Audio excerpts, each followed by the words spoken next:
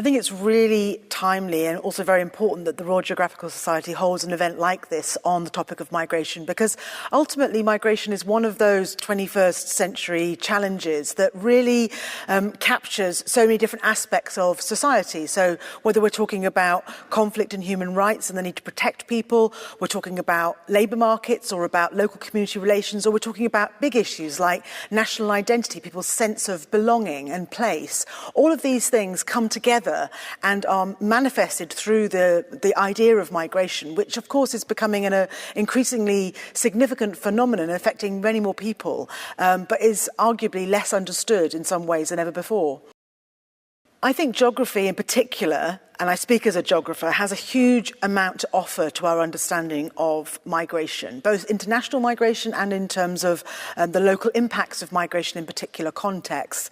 Ultimately, migration is about the movement of people across space, and it's also about the relationship between space and time.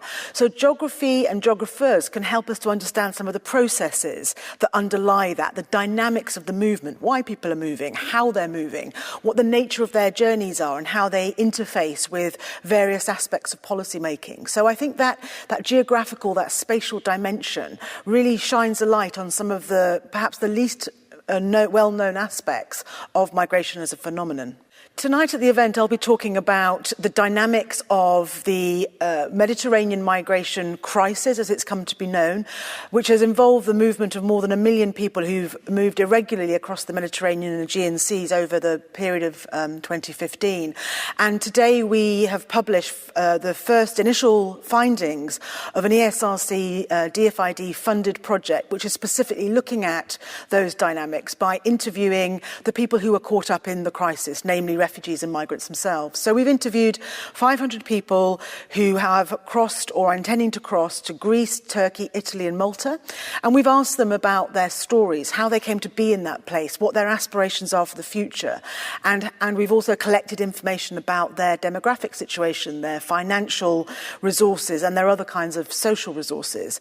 So tonight we're going to be talking about, or I'm going to be talking about, the initial findings that we're drawing out of that and the implications for policymakers who are still, after 5 emergency summits and numerous other meetings, struggling to work out a way of dealing with what's currently going on.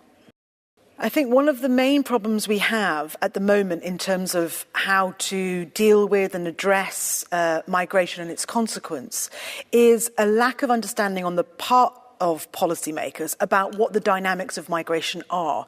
So instead what we have is a whole series of assumptions about why people are moving, how they're moving, what they need to have to facilitate that move and what might stop them from moving. So a lot of the focus is on border control in particular.